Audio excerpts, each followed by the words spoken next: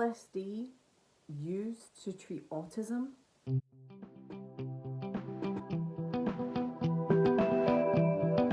So today I thought I would discuss something that I literally just come across just yesterday.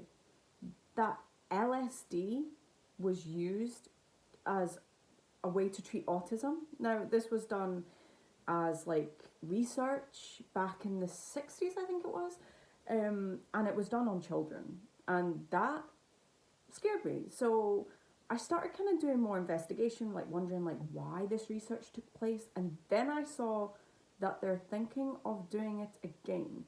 And the articles that I saw were, last year, but that is very, very recent. And that really worried me. So much controversy surrounds the use of psychedelic drugs as therapeutic or medical purposes. And I really, really understand why. When you say LSD, you obviously think of, people getting high and stuff like that. And that kind of surrounds like cannabis and things like that, which are sometimes used to treat like medical conditions, like epilepsy, for example. That has only been allowed in like law very, very recently. But having autism myself, and then when I read LSD used to help treat autism, that really scares me. So I thought I would do some more research around it. So the use of LSD for therapeutic purposes is obviously back on the radar. Like I said, the last article or most recent article that I found yesterday when doing my research for this video was 2021. So obviously that is very, very recent, although it was a year ago. It is being considered for use to treat issues related to cancer, end-of-life anxiety, addiction and substance use disorder, PTSD, which is post-traumatic stress disorder, autism spectrum disorder, obsessive compulsive disorder, OCD, or schizophrenia. I tried to keep an open mind while doing this research. I really did. My initial thought was I am totally against this, and I tried to keep an open mind, but it actually really scares me. And obviously that may be because LSD is a very harsh drug, it's very addictive. I've only seen negative things towards it. Obviously that is completely different as weed or cannabis, completely different. So the reason why it is being looked at to treat autism, I don't even like that.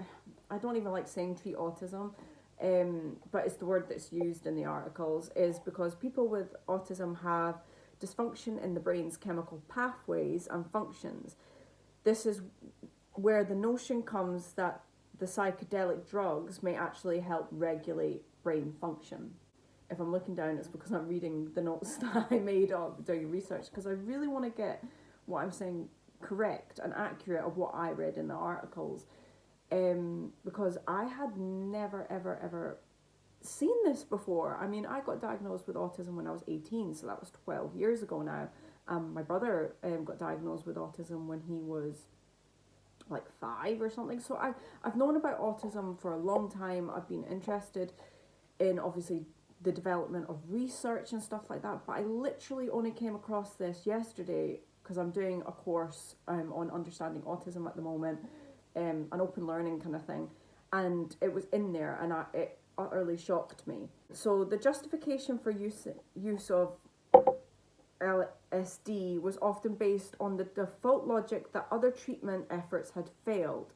Several positive outcomes were reported with the use of LSD, but most of these studies lacked proper experimental controls and persisted largely negative and deceptive data, which for me, going on those like studies, I mean, these studies were done between 1959 and 1974, so that was a very, very long time ago. And obviously with it having negative and deceptive data and not being done in a controlled way, it really makes me worried about the children that participated in these trials and research, and the parents for that matter. But we have to bear in mind that 1959 to 1974, the views on autism weren't what we know today.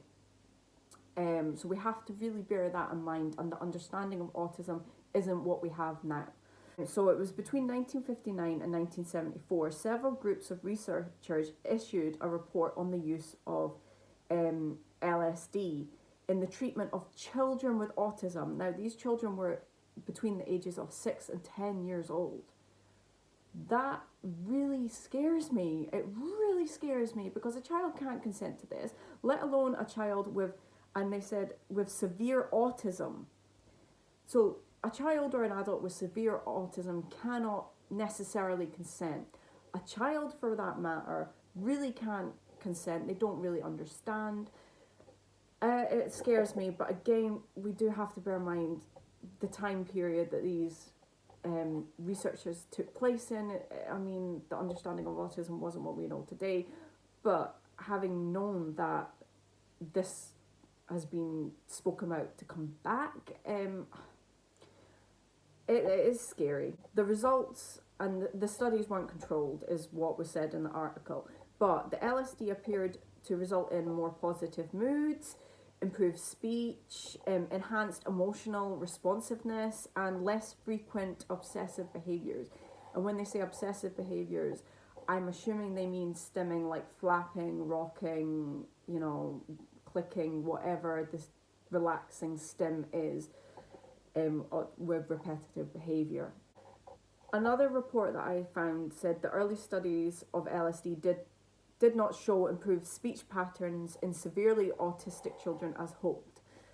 I'm wondering why they thought LSD would improve the speech, but I mean, I'm not a scientist. I only know what I've read about LSD. I don't know why it would improve speech. I mean, it would maybe make the person more relaxed, but like with any drugs and any medication, different people react in different ways. I mean, I take paracetamol to help with a headache or whatever. Some people that doesn't help with a headache, and some people are allergic to it. Some people have very negative responses to it. So, I mean, when we're talking about drugs or any medication, different people react in different ways. And early studies also showed higher levels of anxiety and more intense mood swings compared to the later study, which gets me questioning. I mean, if it's children and a very small group of people, you can't really get a good ground of what's going to happen or what might happen if you were rolling this out as treatment. LSD is an unpredictable drug. The emotional state a person is in before taking it can impact the experience of the drug. My initial thoughts is I am severely concerned. I am severely shocked. I can't, especially with children, I really can't even think about it. I mean, I wouldn't take LSD to help with autism. And when they say autism symptoms, I can't even get my head around it. I really can't. I mean, yes, I've taken diazepam, lorazepam, for anxiety attacks. I've taken fluoxetine and citrulline, I can't even pronounce it, for depression and anxiety and stuff like that. So maybe I am being a bit biased because they're, known prescribed drugs for anxiety and depression and stuff like that, and they have been for a long time. Maybe it's because this is a new concept. I mean, I didn't have this reaction when they were saying about cannabis for epilepsy and things like that. I didn't have this reaction, but maybe it's because that is known as a more or less harsh drug. Maybe in a controlled environment, it could help some people, LSD. Severe research needs to be done, and properly controlled research, and not on children. I think that's my main problem. on a child, they don't really understand, they can't possibly understand, and especially if they're severely autistic, I mean, child or adult, the understanding might not be there to consent. So whoever can make decisions on that person's behalf needs to be severely informed. Maybe it's because these studies were done so long ago, maybe that's why I've got an issue with it, and they weren't controlled. It just severely worried me reading about this.